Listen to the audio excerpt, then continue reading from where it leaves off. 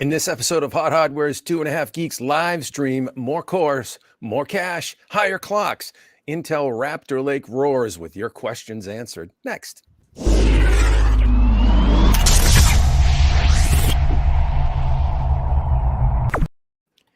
Welcome back, brothers and sisters, to another Hot Hardware 2.5 Geeks live stream. It's been a little while. We've been just a little bit busy. Relentless gauntlet of product launches. With me, as always, is my compatriots, the fabulous Marco Chippetta, and Chris Getting is here as well. How you doing How's it there, going? fellas? How's it going? Going okay? How's life in the big city? Is it good? You catching some rest now, Marco? I know you've been sweating and toiling. Not yet, but at this moment, I don't think I have a launch to worry about for next week. So all good. A rare break in the action. Well, a guy that's been heavily in the action is a man who has joined us on previous casts. The fabulous, always entertaining Marcus Kennedy from Intel joins us today to talk about Intel 13th Gen Core technologies. Marcus, welcome to the stream, brother. Yeah, thanks for having me yet again. I got my my Intel Core launch shirt on here today. So really excited to talk here with you all in your audience here today. Nice. Yeah, good to have you with us. Thanks for joining us. I got my Bring the Geek Back shirt on from Nice. Intel Innovation. Got my Nice. binary. There you go. And yeah, we're all and we also have some fabulous artwork behind you. So I don't know if folks know you're affinity for comics. But I did buy them. My wife bought them from Target here. I do have an affinity for comics. What you don't see on camera here is my huge comic collection on this side. There you go. Yeah. And for those who are wondering, this side, this Infinity Gauntlet does articulate. I can put it on. It like moves around. It lights up and everything. So full geek cred here. So what's worth more, your electronics collection or your comic collection? Ooh, that's actually a harder question than you might think to answer. Probably my comics collection. Wow. Yeah, probably my comics collection now. And dude, I saw someone in the chat mention Gotham Knights, by the way. I am looking at the chat. I am going to be playing it tomorrow. There you go. Nice. And dude, right around this time of year, you must come in real handy with all your memorabilia, right? Halloween. Yeah, oh, absolutely. Yeah, my wife family love to indulge me in this. This year we're going as all different Spider-Men. So my wife's going to be Spider-Gwen. I'm going to be Spider-Man 2099, deep cut there. For those of you, my 12-year-old daughter, 13. Ooh. If she sees this, she's gonna be mad about that one. She just turned 13. So yeah, new teenager. She's gonna be Miles Morales, and my youngest is Spider-Pig, which makes a lot of sense for all types of reasons. Awesome. That's awesome. Well, let's take a step back and talk a little bit about you first before we dive in and start peppering you with questions. Yeah. Marcus, give us a little bit of background on you. You've been with the company for a while now. You are general manager of the gaming division of Intel's client computing group. Do I have that correct? Yeah, that's right. And it's gaming, and we cover not just gaming but also gaming creator and esports. And the reason why that's important is because as we get here talking about our CPUs and what we do, we'll note that what we bring in is not just about gaming, which is important to me for a lot of different reasons. Yeah, so I've been in Intel now 16 years. Been in this job for about a little over three. Kind of been all around the board. Grew up in our manufacturing organization, Lean Six Sigma Black Belts. I'm an efficiency kind of guy. That's how I think about the world. I'm the guy who looks for the fastest grocery lane. Like I just can't turn that off in my head. And speed running. Yeah, that's right. That's right. I like to speed run grocery stores. And then I've been in our Internet of Things group on the edge. Been in our cloud group and silicon planning, working with Googles and Facebooks, Amazons of the world before coming here. So been around quite a bit, moved around in lots of different organizations, and now I'm in a place that I love because I grew up gaming, grew up in arcades. I got a Mortal Kombat 2 machine over here that you can't see in the corner here. And so this space is just a space I'm really enthusiastic about and just really excited and blessed to be part of the group that helps define the future of gaming. Very cool. Yeah, you are definitely the man for the job with all you've got going on around you. You clearly immersed in the tech and the pure geek wizardry. That's good stuff. I have to tell a quick Mortal Kombat story because he just mentioned Mortal Kombat. Let's go. So, I used to manage an arcade as a teenager. I grew up next to an amusement park and was the manager of the arcade and was phenomenal at the original Mortal Kombat. It was such a big game when it came out. So I'm in college, summer's over. I'm in college at the time. And, I'm in the cafeteria kicking someone's butt at Mortal Kombat. And, they're getting so frustrated because I'm there on a simple quarter kicking butt for a long time. And, dude gets mad at me and says, oh, if you didn't know that cheese move with Scorpion, you would never win. I said, okay, pick the button you want me to beat you with. And I beat him straight with just low kicks. It was awesome. Oh, I love that story so much. If I could take like 2 minutes real quick. Yeah. Please do. I love arcades. Like I said, I grew up in them literally because my dad used to give me $5, take me to the local putt golf and games, and just drop me off. So I'd have to make that $5 last. And so I'd have like a little step stool, and guys we used to want to come beat me up because I used to talk so much crap while I was beating them at Mortal Kombat 2 or Street Fighter or whatever. And my brother started working at the putt because they noticed how he would have to stand behind me and kind of get these guys to not beat me up as this little kid was talking all this crap. And so they hired him so that he could actually work at the place, and I was spending so much time there. So yeah, I love that story, Marco. It was funny. I won't forget that one. Speaking of trash talking, we've got Steve's here throwing shade at your Jaguars. Oh man, yeah. So I am a Jaguars fan. I'm from Jacksonville. Trevor Lawrence is our savior. He's got the hair to prove it. So really can't wait for him to turn our franchise around. Yeah. He's got the Fabio hair, no question about it. I've been a Jaguars fan through all the ups and downs. So true Jaguars fan from the beginning, from the old logo. Blake Bortles, baby. Yeah, remember that? Yeah, I do. He's the reason we didn't go to the Super Bowl a few years back. Yeah.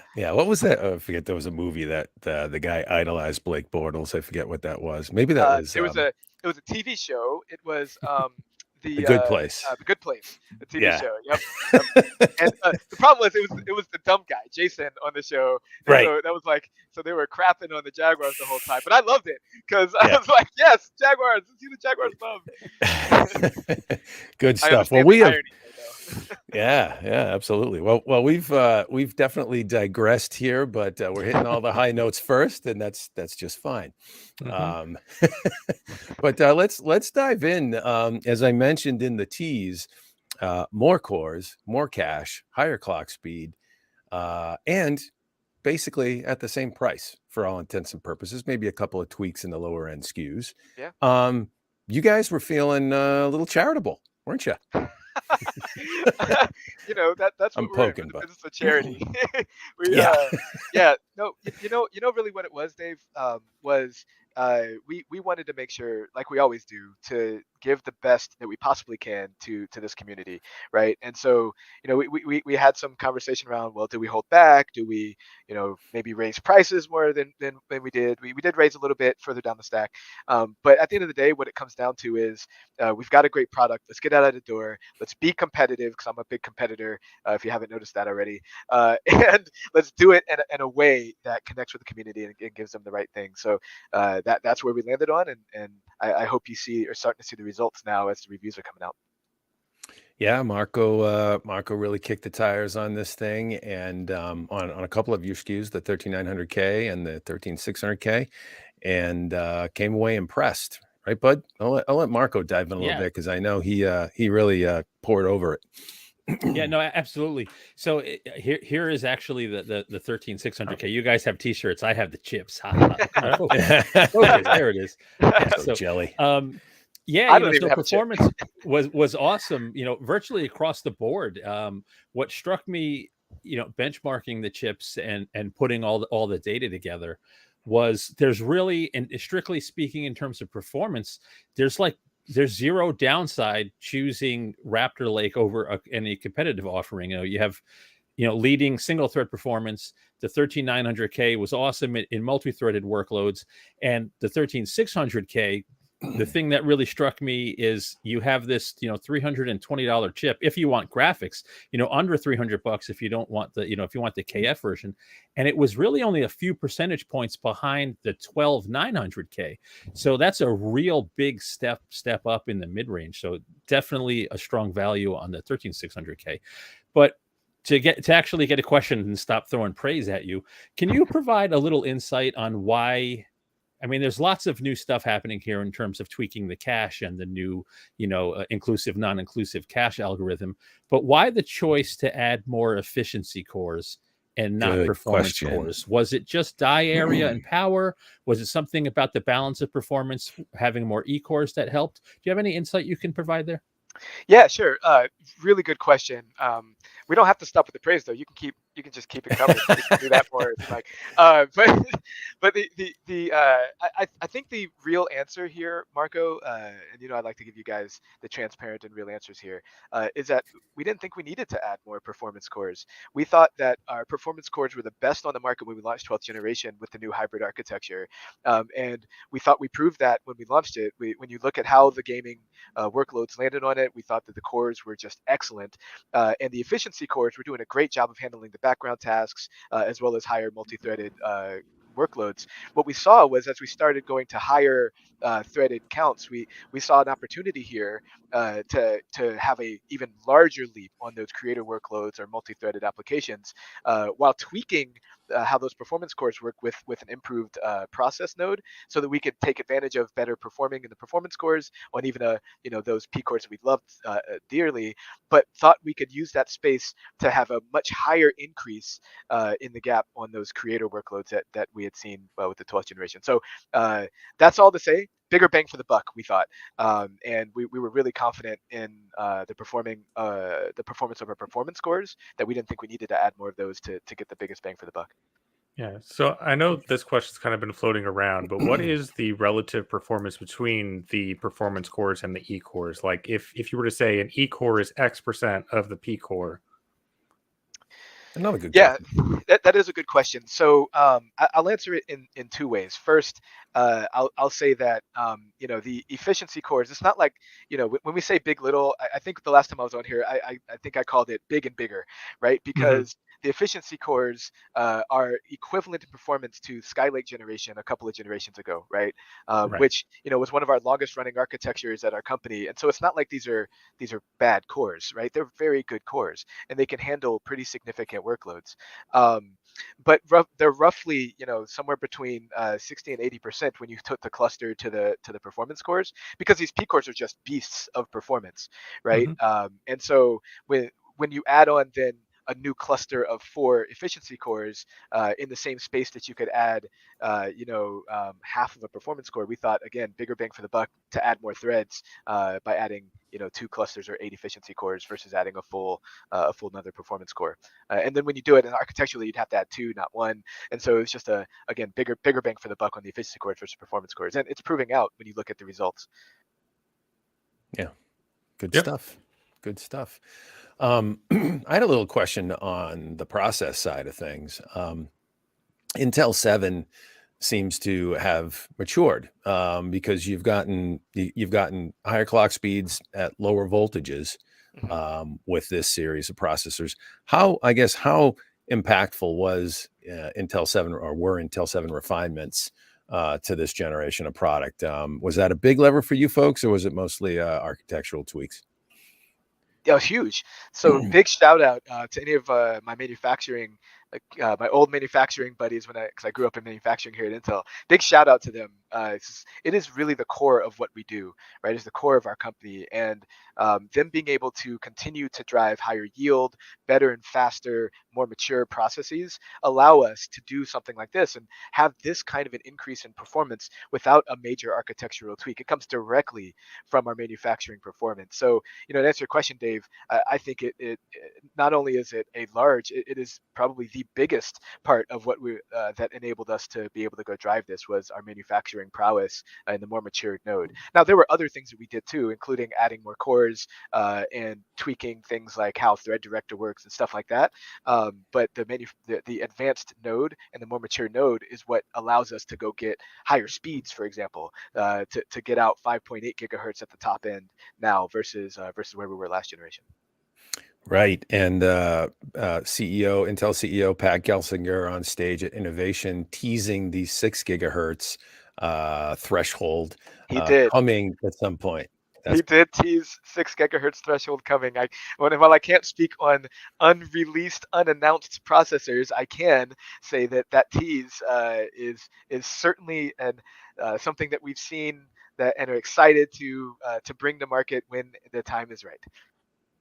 There you go. Got it. Fair enough. So So wait. we can walk the line on that one. So speaking of unreleased processors, we just had a question come in that spurs another question in my head. So we have someone asking if Intel has plans to release something, in the Threadripper Pro class.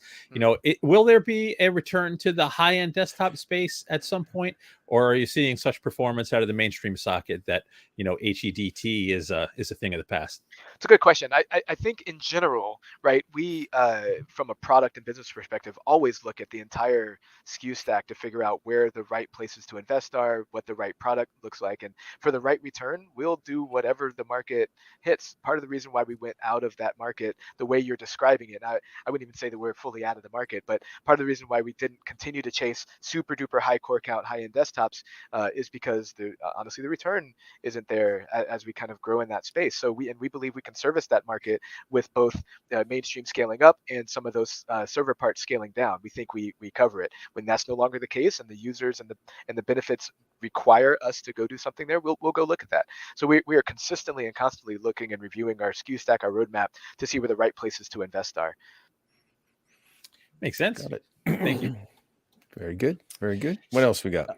So I got a lot. Let's there was so many there was so many kind of tweak, even though it's the same really fundamental core architecture. You guys tweaked a lot inside Raptor Lake, effectively doubling the L2 cache, a new caching algorithm, inclusive, non-inclusive algorithm for the last level cache. First, regarding the L2, I have an idea why you guys did. If you can just provide some insight on the thought processes behind doubling the L2.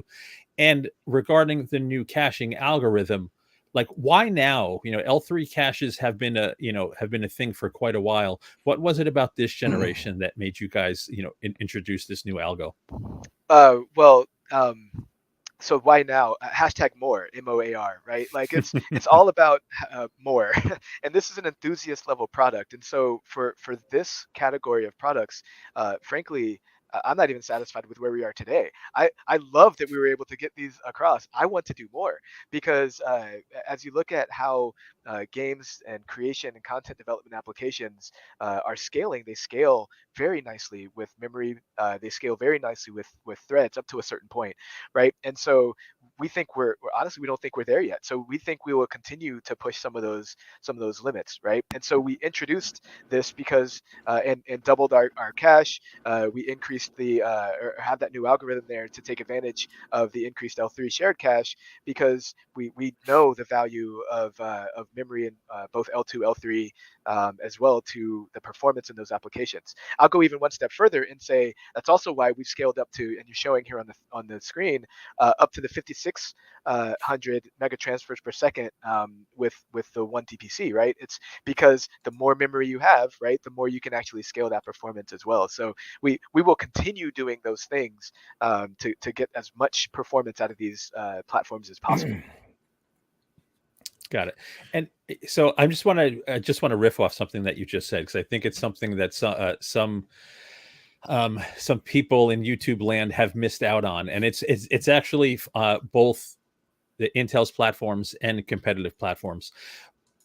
Why such a big reduction in memory performance when using 2 DPC? If you fill all those memory slots and you're using 2 DIMMs per channel, can you explain why there's such a reduction in the default memory speed there?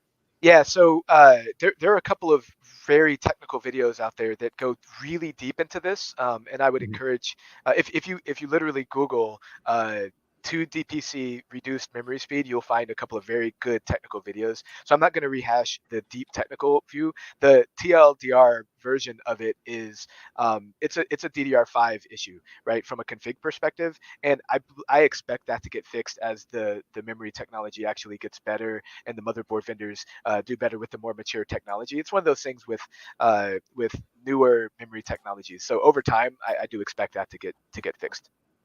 Yeah. Gotcha. Yeah, That I've makes sense. seen people posting builds and they're cramming all those memory slots full, and I'm like, you're not going to be able to take advantage. Yeah, you're not going to be able to take advantage of it today. Full Yeah. memory slots look better, so therefore it must Exactly. be They better, do look right? better. More But lights.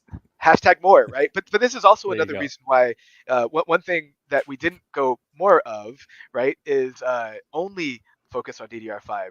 We also believe in flexibility, right, for both DDR4 and DDR5, which is why we plumbed for both inside of our platforms, which is why we plumbed for both PCIe 4 and 5 here as well. So, you know, that way, if you do want to achieve those speeds, you can do that with DDR5. We still think that's the best experience is to go with DDR5, even with a single slot. But if you're carrying forward DDR4 or you're in a cost constraint and you want to rock that 13 i5K, feel free and just carry forward your DDR4 as well. Great experience with a cheaper overall platform cost. There you go. Yeah, and as you noted, I think, you know, over time the signal integrity side of things for DDR5 will improve, and hopefully That's right. less of an issue. Yeah, once the motherboard vendors and the memory, once it gets more mature and they're able to then keep up with the load speeds, I think that's going to be the critical part. But like I said, for those who aren't familiar with it, there's some really technical ones that get into it. I love those videos because they do a really good job of explaining very technical, complex. I forget. Steez does have me covered here. I did forget that dummy sticks for RAM are a thing to keep that beautiful full slot look. Oh wow. Okay. What a world we live in. Good no call. kidding, There's a man. solution for everything. And I believe I was on a stream when we did a build for 12th gen with Robitech a while back, and I think we proved out that more RGP equals more frames per second. So I do think that the more you use those dummy slots, you'll actually increase your average frames per second. It's true. When I need to increase performance, I switch the light to red, and That's I can right. feel the That's difference. right. It works every time. It works every time. Oh, beautiful stuff. Actually, I had a question. You had mentioned the 13600K. I'm wondering if this might be it, but in your opinion, what's the best bang for the buck in terms of these new 13th gen core CPUs? So it's like if you're a gamer or if you're a creator. It's like asking me to pick between my children, and I know. As parents, we all know that we have an answer for that. We just don't like to answer it, right? And so, so what I say, it really depends. It depends on what you like, right? And so, if really what you're going for is the fastest processor out there, you're trying to overclock the most headroom possible, you're trying to do everything you can, that i9K is the best value to do that. Right, on market today, if that's what you're going for. If what you're going for is a great gaming experience with a great BOM cost and a great build, that i5K, that 9600, it's a fantastic processor, right, for that build. So to me, it really depends on what you're building for. Personally, when I finally do get my processors they're on the way, I'm going to be building with the 13900K because I am a #more person. I need all of that, and I'm going to fill out my DIMM slots, by the way, with RGB for my build because I want to get that little bit of extra frames per second. Yeah, so I want to pick up on something you said about there with the 13900K having more headroom, because I think we got a comment on our review because Marco was just able to do the overclocking with the 13900K, right? Yeah. So I go ahead. Yeah, and someone was asking, well, shouldn't the 13600K have more headroom because it's lower power? But do you have anything to say to that effect? Yeah, so in terms of how you overclock, the reason why I called out the i9K SKU was the 13900K was because the way we make those processors is we review all of them, we test them all as they're going through the line, and the ones that we skew out to be that top end are the best performing parts, which ultimately end up meaning that, and there's a chip lottery here in play, but it ultimately means that you'll have more performance at the top end if you go for that top end SKU. You will be able to overclock on all of them, and you'll have great headroom across the board. And I know we'll talk about overclocking later, but if what you're trying to do is to break some of those world records, and I see some here in the chat, that we've seen some of those world records start to fall. I think the Asus board nailed 8.8 gigahertz. Was the last one I saw, and I think I expect to see more start falling as they go. Right. Nice. Yeah. Steve's there with So the that's actually LN2 action there, I imagine. Nailed it, Steve. I see you in the chat. Well done. Yeah, that's a good segue to actually a question that I was going to bring up. So with the particular setup that we were seated with, right? We have the MSI Z790 Carbon Wi-Fi, and with their Alder Lake board and this board, when you put in a new CPU and you configure the rig, it will initially prompt you when it detects the new CPU to ask you what kind of cooler that you have. And, you select either stock, tower type air cooler, or a liquid cooler. Now, your spec calls for, a 253 watt peak power level, but this board will go to 288 or effectively unlocked. It's labeled 4096 watts, but we know that's not real. So 4096, baby. How many PSUs is that? All 4K. All the 4K. PSUs. Exactly. All the So PSUs. if you're using one of those higher power levels, does Intel consider that overclocking? Are there any warranty implications, any longevity implications, any worries with those higher power envelopes? Yeah. Do you have any insight there? Yeah, so really good question on overclocking / warranty. Let me be super duper clear. If you're going to overclock, it does void your CPU warranty if you actually overclock. So overclocking equals no warranty. Let me just be super clear about that. That said, the in-spec use, right, which is what these boards are spec'd up to when you go up to the 253, what that's doing is it's allowing the CPUs to eat up as much of that as possible. We have something called a float, the technology we call adaptive boost technology, which allows the CPU to then say, hey, I can get up to this even in spec usage without overclocking and leverage that that extra boost, that extra performance for a single thread within a single core if you're going to drop a really great workload like gaming, for example. And so it allows that float, which is why the spec is rated up to that level. Then if you want to overclock, that's when you get to those those unlocked versions. So you can use that board that you're describing with the 790 chipsets to then go unlock, if you're okay with voiding your warranty, which, by the way, thumbs up if you want to go do that. Then you can go skyrocket as high as you possibly want to go, and thermal constraints notwithstanding, right? With the right coolers, with the right setup, you can go as far up as that thing can take you. One last thing I want to note, though, part of the reason, because you also asked about performance and whether we have any concerns about that, we are very confident within both within spec and out of spec. We do enough quality testing that we say, look, these things can really handle what you're going to throw at it. The in-spec ratings are spec'd in that way because we are confident that 100% of our processors will maintain quality within that spec for the amount of time that they're rated for in warranty. If you're going to avoid that warranty, okay, but we're also then still confident, because we've tested these things too, that you're going to get what you want out of that if you're going to go overclock it as well and drive for that those higher speeds, higher performance. But so with this board, though, is it considered overclocking? Like if let's say someone's not real savvy with what they're doing, and they select the liquid cooled option and it's automatically unlocked to that ultra high power level, is that person's warranty void? Or is it only void if they? Not unless you're actually going in and doing the actual overclocking through the XPU and driving up the speeds beyond the in-spec speeds into the CPU. Yeah, that's right. So the auto ramping of the L1 is fine.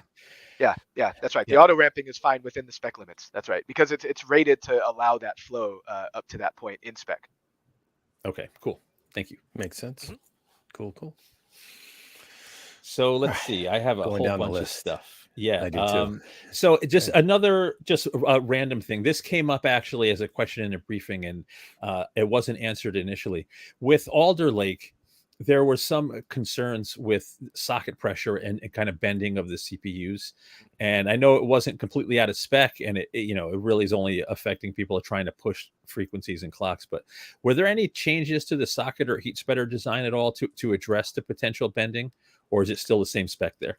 Yeah, so some of that bending was like screw design and some of how the CPUs were in the boards, and so some of that was fixed in design with some of the new motherboards.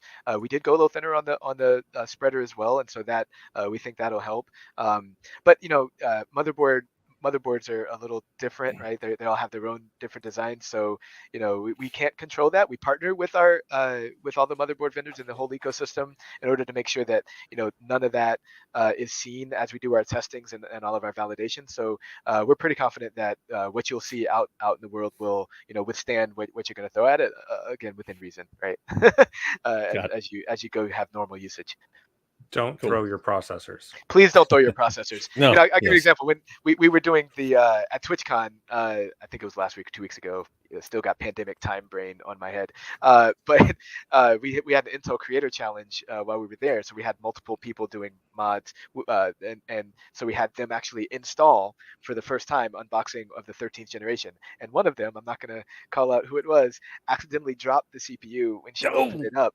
Yeah, she opened it up and boom, it's the first one, and it hit the ground. And she was like, "Oh no!" But because it's got great packaging, and because it's all that, even that was it was still okay, and it went in, and the CPU worked well, and the system still worked really well. So even with the drop test okay. successful. I don't think VGA would have fared as well. I think I did that once, accidentally during the Pentium 4 generation, and it landed right in the socket and bent some pins. I was like, "Oh no!" So yeah, that was an interesting review cycle for that one. Break out the needle nose I've bent tweezers socket and pins in my life. Yeah. yeah. That's no fun. That is no fun. We did have a question that came in from a viewer that was pretty straightforward, and might as well toss it in. I figured, maybe you can take a swag at this. I think we have some ideas on this as well, but wanted to get your opinion. Curious, how big of a power supply would Marcus recommend for a 13900 KF with a 3080 Ti, or some sort of, minimum spec for the PSU in that kind of build? Ooh, that's an interesting question. For that kind of a build, I don't know that you need like a 1400. I think you could go down a little bit from there. But if you're trying to future-proof it, and from my perspective, the motherboards that we're providing here, the CPU, all do a great job of future-proofing your next build. I might actually suggest you build with a larger PSU, just so that you're ready in case you want to add on, say, a 4090 or maybe a larger graphics card that eats up a lot more of that power. Because otherwise you're going to find yourself in a space constrained environment and need to swap out your PSU anyway. So I would say if you're going to go with the 13900K, that means you're probably future proofing already. I'd go with a little larger than maybe you'd even need with a power supply. Maybe just under 1,000 or a little over 1,200, 1,400. Yeah, I was going to say 850 to 1,000 watts or something like that. Just to build on that answer, this is another point of confusion for lots of people. They think a bigger power supply means they're going to use more power. The power supply rating it's the capacity of the power supply, and the draw is determined by your components. So if you want to spring for a bigger PSU, you're not going to use more power. You just have more power in reserve. So it's always a good idea to get the biggest one you can afford. There is some amount of efficiency curve with that. Probably a higher quality it's PSU a lot too. flatter curve now than it used to be. With That's the, right. Yeah, the higher quality power much faster than it used to, and the idle power draws are way lower than they used to be also. So agree with that. Yep. Well said, Marco. Okay. Thank you. So since you're so open and you're talking about stuff, every time there's a new list, this is literally no. There might not be much you could say, but I'm going to ask because we have you. Literally, almost every new CPU launch, regardless of the processor company, they always mention a newer, faster, more efficient Prefetcher, significantly improved Prefetcher. But there's never much detail given on what was tweaked, how it was tweaked, and how exactly it's significantly improved. Do you have any insight regarding the Prefetcher in Raptor Lake and how it was tweaked?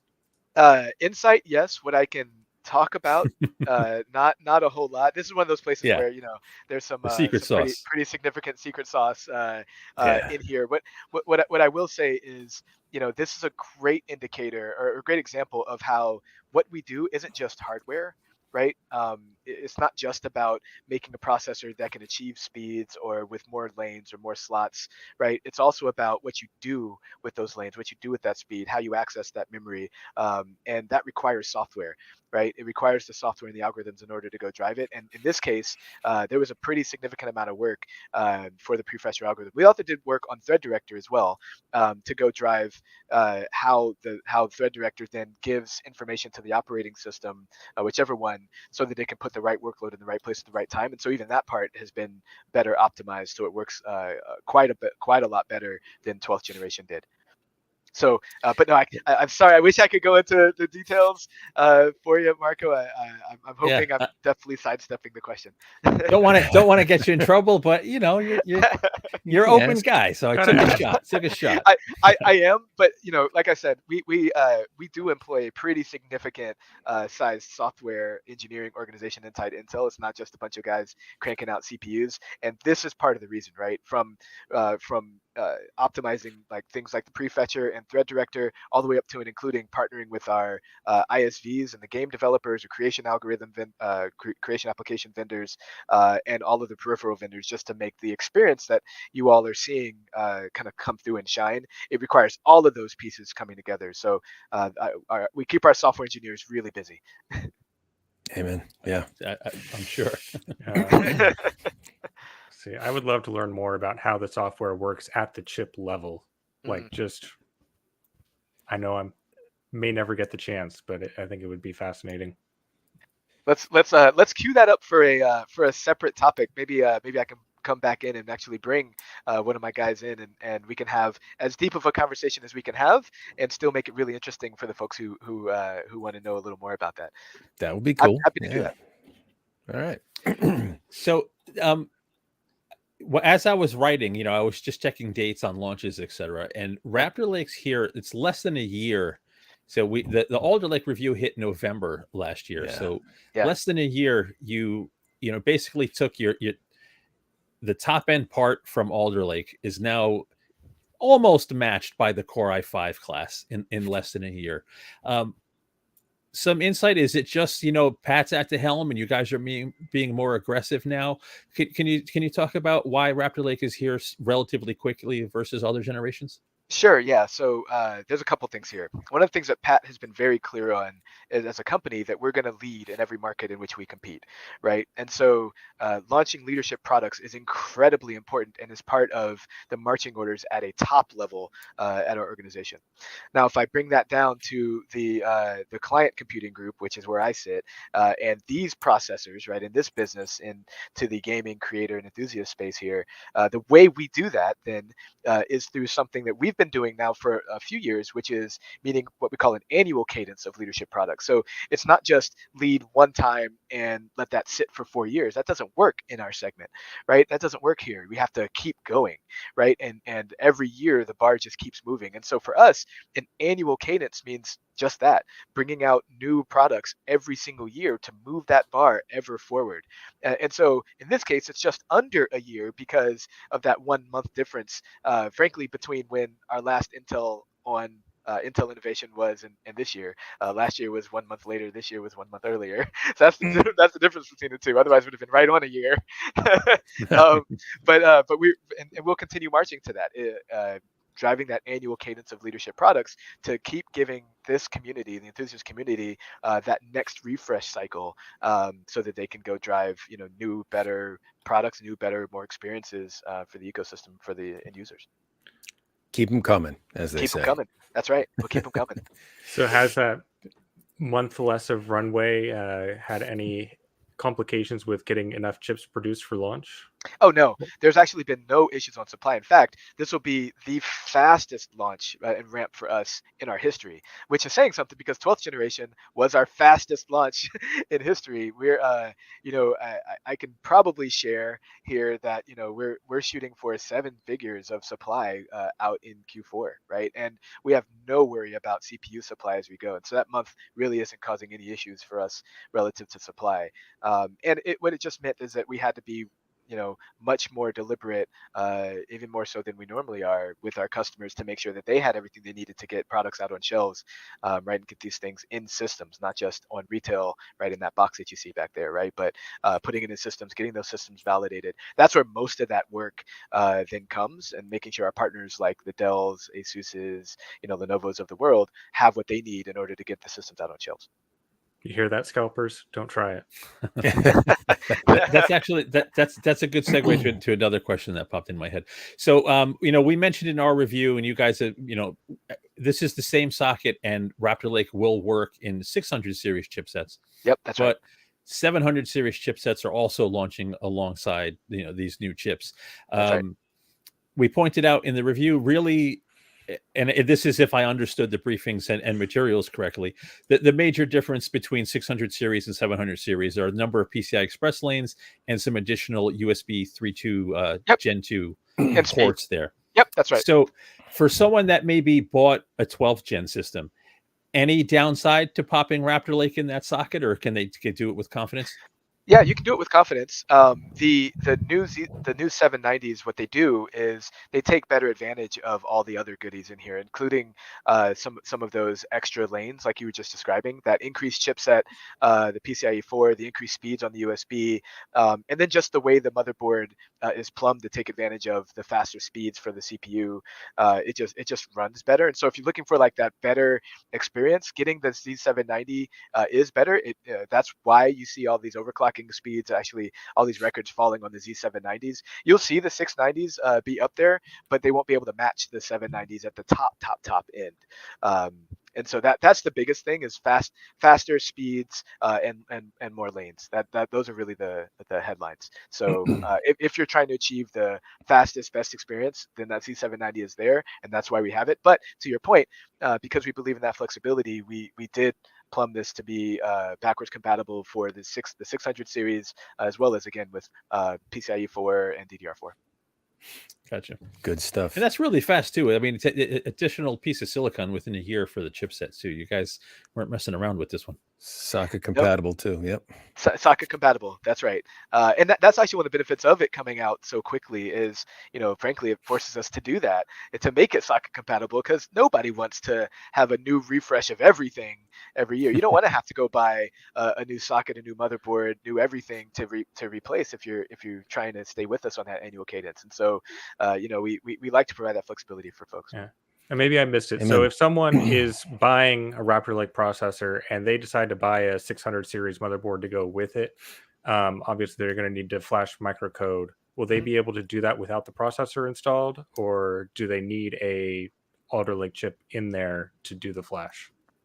Ooh, that's a really good question. I believe you need it in to do the flash, but that's a really good question. I can answer. Depends on the motherboard. It depends on the motherboard. If the motherboard has BIOS flashback support, you can flash without a CPU in it. Yeah, that's right. But not every board has that. And Okay. you saw me a little bit, because the ones that I've used, you didn't, but I'm pretty sure that there are ones that don't have that support out there that you would need that. Yeah, I think you'll find the enthusiast boards, just about all of the good enthusiast boards should have BIOS flashback. That's right. But if you're on a more mainstream board, you got to double check that. Yeah, but you always want to double check, and you always, if you're installing a new CPU, you always want to go get the newest BIOS, right? Amen. As you go drive it. Always. And as Marco would advise you, reformat Windows. Go with a clean installation too while you're at it. It's so fast to install Windows. Just don't be a hack. Just back up your data. drive Especially over. if you've got your data backed up to OneDrive or Google Drive or wherever. Just do it. It takes about an hour. Yep. That's called good house cleaning right there. Absolutely. Meanwhile, I'm still on Windows 10 from like 4 years ago on this rig. I still need on my work computer, I have yet to upgrade to Windows 11. I've updated it on my desktop here that I use for all my gaming, but for my work computer, I don't see. I was really worried with my Windows 11 upgrade, because I keep my documents folders and stuff on a different drive. I've got a lot of non-standard tweak stuff, because of course I do, and it handled it fine. It was actually painless, which is really weird for a Windows upgrade, but still probably would benefit from giving it a clean install at some point. And so here, if I tie it back to the launch and the conversation, the reason why you hear us talk about always upgrading to Windows 11 if you're going to get the newest chips and the newest boards along with the newest BIOS, is that we were able to do some really interesting things with our partnership with Microsoft to deliver a more optimized experience on Windows 11, right? Thread Director just runs better with it. Some of the games just run better with it. And so if you're trying to get kind of that best experience, you do want to have Windows 11 installed if you're gonna be having a new build with the 13900K, really into 13 series. Very good. Hey, let's take it a different direction, Marco, real quick, and maybe ask Marcus a question that he might have to tap dance around a little bit too. So, Get my shoes on. yeah, get your shoes out. So, Raptor Lake, better power performance curve, enhanced process, help things out. Seems like it would be a nice, natural migration in the mobile space. How will this architecture play out in mobile offerings? Do you think this is a strong candidate? Can you comment on that? A little bit of color, anyways. Well, what I'll say is, our last couple of families have been architecture launches have been family launches, right? So 12th generation, now 13th generation, they're family launches, and so we will see this play out in the mobile space. It is an unannounced product yet, an unlaunched product. It is coming, right? And so while I can't talk directly about the performance or anything like that, what I can say is just as confident as we were leading up to this, even prior to the launch, what I'll say is all the benefits with respect to 12th gen versus 13th gen, you should expect to see a good amount of those play through with mobile as well, if you're into trying to upgrade from 12th to 13th on a mobile platform as well. Stay tuned for how that plays out, what that looks like in terms of figures, facts and figures, speeds, and all that. But we're really excited for this upcoming Raptor Lake launch as well on mobile as we approach. Now we're in Q4, so we're seeing it this quarter. Nice. Well, hey, that was a lot more information than I expected. Good job. Appreciate that. So I'm gonna. This is gonna be unannounced stuff too, but it's just if you could just give some philosophy or even reminisce, since you are from manufacturing background as well. Raptor Lake. This is the final monolithic desktop CPU, correct? How does that affect processor design moving forward? So this is a really interesting question, right? So, for those who don't know what he's talking about, we have announced publicly that our next generation processor, codenamed Meteor Lake, will be a step in the direction of what we call disaggregated architecture, where that just means it's designed where you can kind of piece things together as you see fit to go, achieve different things for different segments, right? That's the idea, versus a monolithic architecture where you just pull it all together and it's one, and then you use chops depending on how many cores you want in order to go derive where you want to go land your product. So really good question. What's that going to mean for design? Well, it's going to mean that we have to get really sorry, tiles. Yes, thanks. Don't call them chiplets. Tiles. Thank you very much for correcting me in the chat. Thank you, tiles. And thank you. It's live, so you can see it's live. And so one of the things that we are looking at now for Meteor Lake is taking advantage of the ability to add the different tiles so that we can do a much better job of segmenting. So, for example, if we have a customer or an end user base like this one who says, you know what, we want no integrated graphics ever again.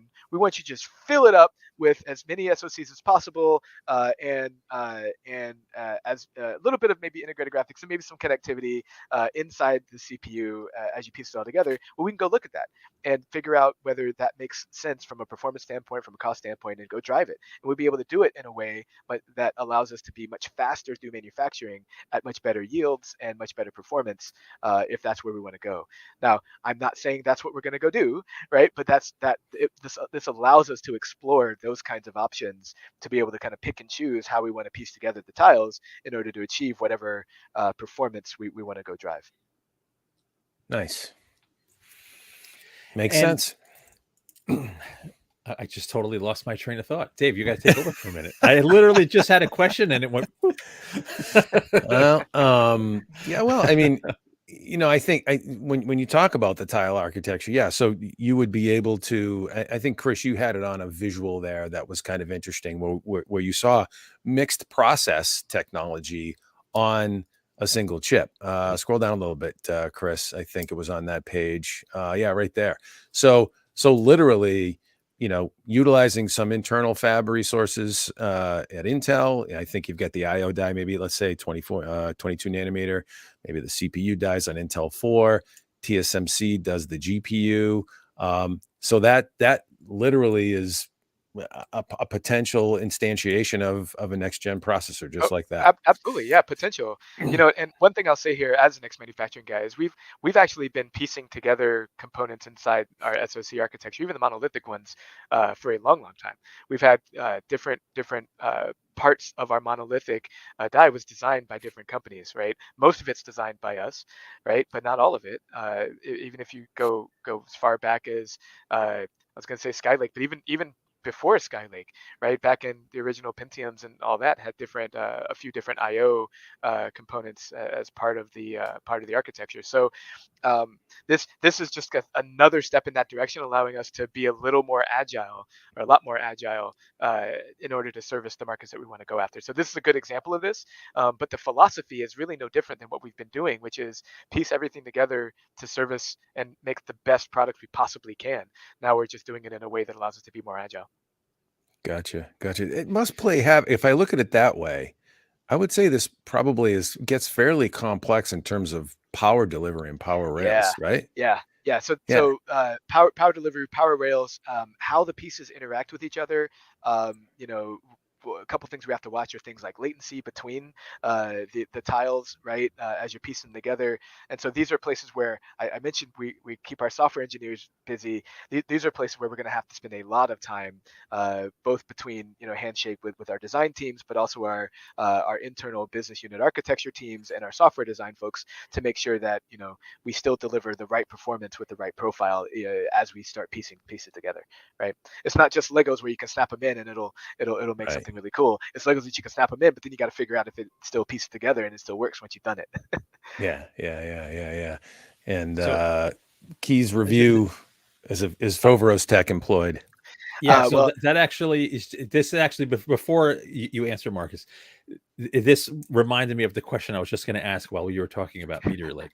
So now I know this is going to vastly oversimplify, right? Because I know the communications between the tiles, the interfaces between the tiles are extremely important in terms of for latency, bandwidth, and performance. You guys have Foveros, you have EMIB. So you're well down the path to work with this disaggregated design, but theoretically now, because you can employ different nodes, different processes, you can optimize each part with a particular node. Could this move, we could see increased yields, right? Increased capacity because you can leverage multiple nodes and more flexibility in design. So do you guys see this sort of as potentially opening up a path to like huge leaps over what we've been doing with monolithic CPUs? So here I'm going to have to walk the line just a little, because Sure, of course. I have to say, could we see that future? Absolutely, we could see that future. Will this include Foveros technology? Well, I can't talk to that because we have unannounced products, and I can't speak specifically to technology we're including. But Foveros, really the big thing that Foveros allows us to do is to stack vertically versus horizontally, right? And as you think about what that means for a disaggregated architecture, you could see, and that's probably why you're asking the question, you could see a world where we're able to start stacking things in ways that allow us to do what you're talking about, Marco, achieve different performance profiles, achieve better yields by stacking in ways that we weren't able to do before. Now, are we doing that yet? That I can't comment on. And so I'll be very excited to talk about what we did once we did it and once we announce things. But you could see a world where Foveros, among other different packaging and other different technologies, could come into play as we start piecing all of these tiles together. Marcus, you may have. Oh yeah, you did try, Marco. And I was going to say, Marcus, you may have missed your calling in sales, because I really like that quote. I want to coin that quote. I'll be happy to tell you. I'll be so excited to tell you about what we did when we did it. That was awesome. I got to remember that one. That's good stuff. My PR folks trained me well. Yeah, there you go. Once we've done it, it's been done and did. Good stuff. All right. What else? Anything else before we let this poor guy off the hook?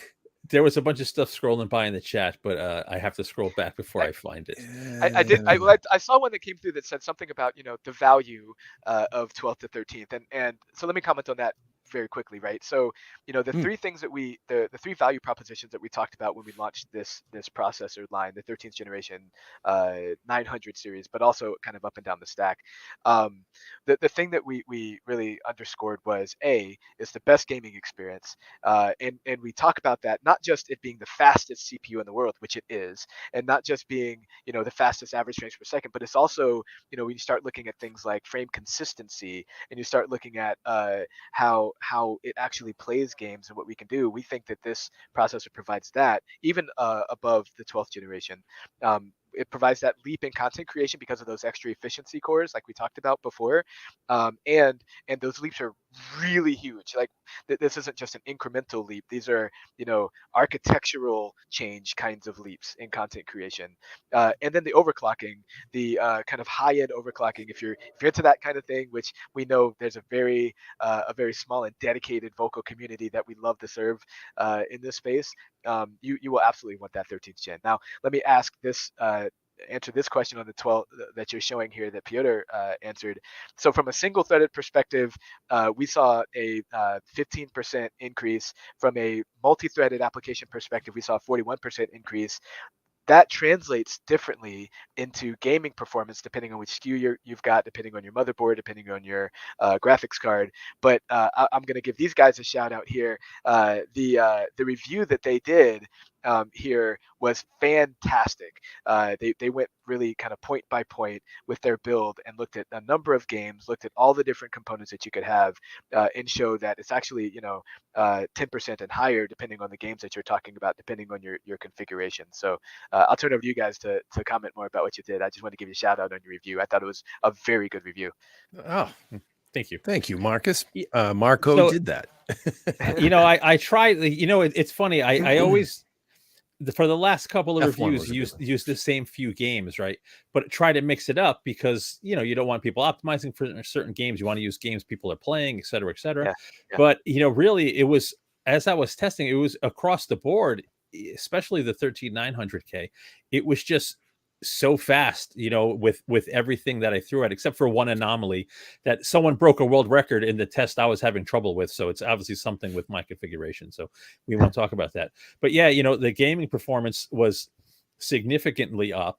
If you test at lower resolutions where you're CPU bound, you'll see the boost from Raptor Lake clearly. It's there as fast as the 12900K was. If you have a game that is multi-threaded or that will benefit from the extra cache, or that has some headroom, to leverage the extra frequency, it's simply, a faster CPU. And then you have the extra bandwidth from the faster memory.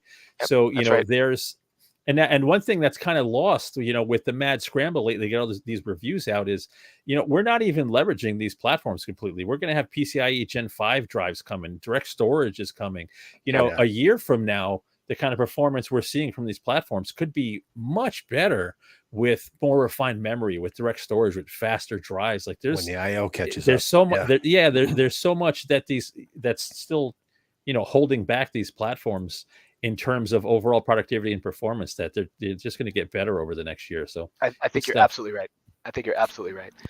And one of the interesting things that you brought up around CPU bound versus GPU bound in our testing, what we try to do, and we test across hundreds of games, so our suite is very, very large.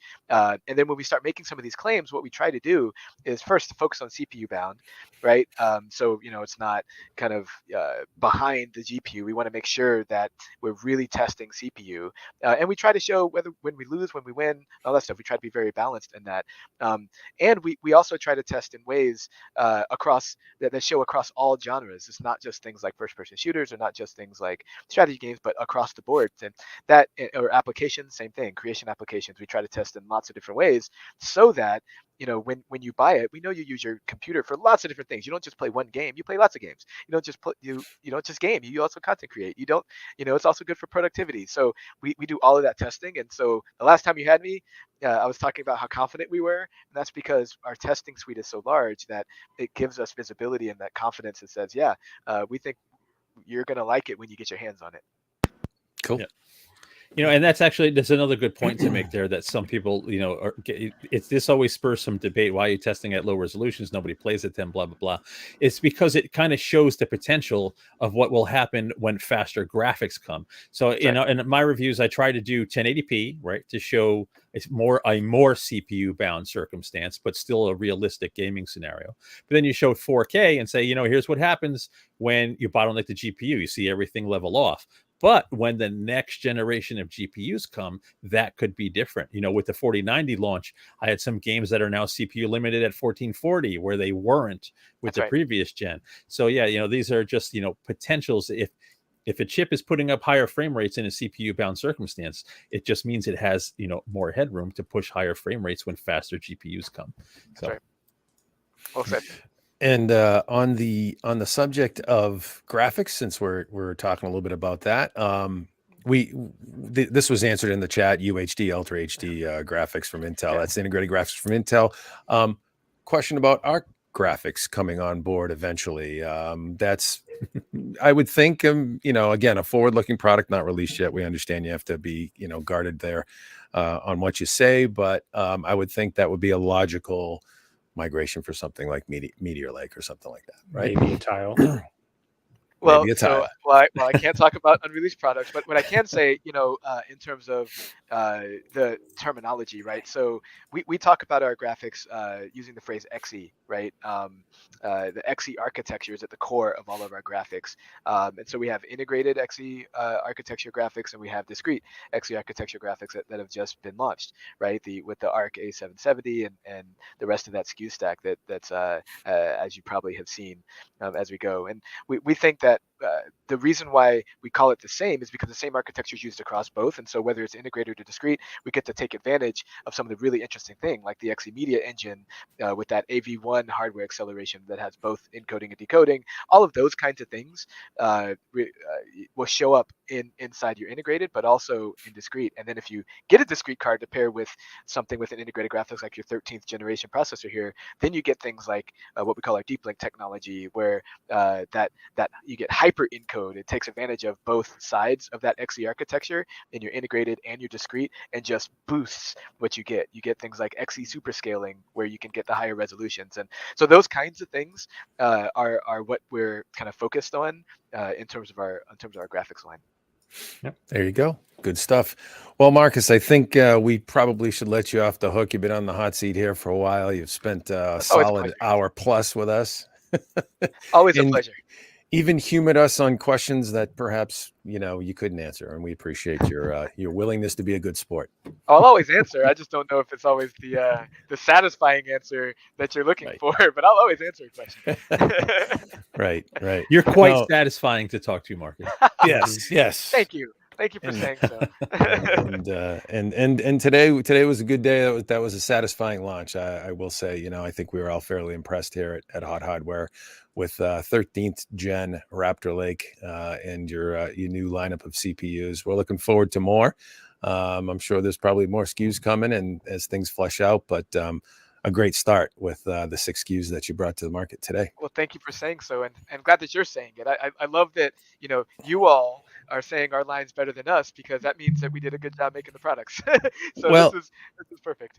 Yeah, well, I mean, and I think Marco's, his review proved that out. Like as the saying goes, the numbers don't lie. That's right. And when you see the numbers and they do all the talking for you. Those graphs are worth 1,000 words. It's when you're at the top of the graph, it's a good day.